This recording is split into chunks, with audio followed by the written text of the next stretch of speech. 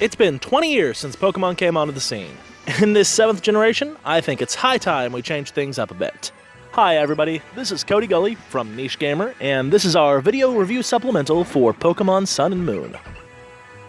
This game has experienced massive changes in graphics, gameplay, story, and sound. Most of these changes are fantastic. They streamline many dull aspects and change core issues that fans have been complaining about for a very long time. The change from a grid system to full-on 3D has allowed for crazy changes in the world of Pokemon. Houses are actually houses, with depth, height, and multiple rooms. No longer is your mom gonna have to live in the kitchen anymore. These islands have a fantastic layout, with hills, valleys, and massive canyons that had never been seen in a Pokemon game before. That doesn't mean this transition didn't have major faults. In most double battles, the game suffers significant frame rate drops. This is probably the reason for the removal of triple and rotation battles, a fact that's going to piss off many of our veteran fans. Battles have also had significant improvements that make the trainer's life that much easier. You can easily check a Pokemon's buffs, debuffs, select that Pokeball easily, and check a Pokemon's nature, ability, and moveset before you send them off to your box. This game also introduces a great new feature called Pokemon SOS, where Pokemon call for help from others in the grass. It's a fantastic way to level up, improve your effort values, and hunt for those shiny and rare Pokemon. This sadly does replace a few wonderful methods of Pokemon hunting.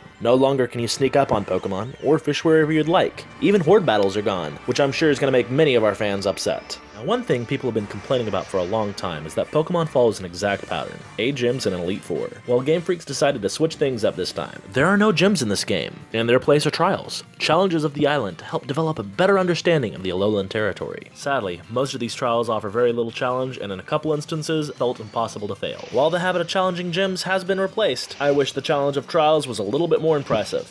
Glorious percussion, wonderful ukulele, and even some vocals highlight the great additions to this generation's soundtrack. To me, hearing these themes felt like I was stepping back in time to hear the wonderful brass from Pokemon Ruby and Sapphire again. This soundtrack is absolutely amazing. Many old tracks have been reworked to feel upbeat and fun.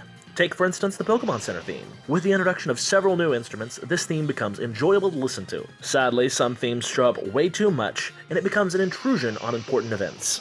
Most of the time, I'm unimpressed by the story or characters in Pokemon games. That wasn't the case with this generation. The writing in this game is fantastic, with characters showing great character development, and an attention to detail that shows just how much GameFreaks has improved.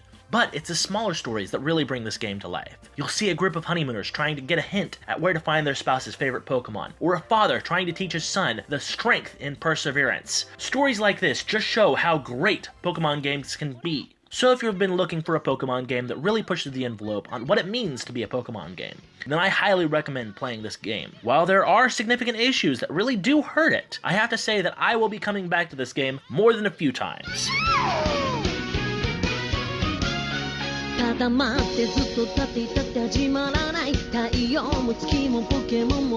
If you like this video, be sure to check out our other review videos, and if you missed any of the daily news, be sure to check out the Daily Niche right here at nichegamer.com.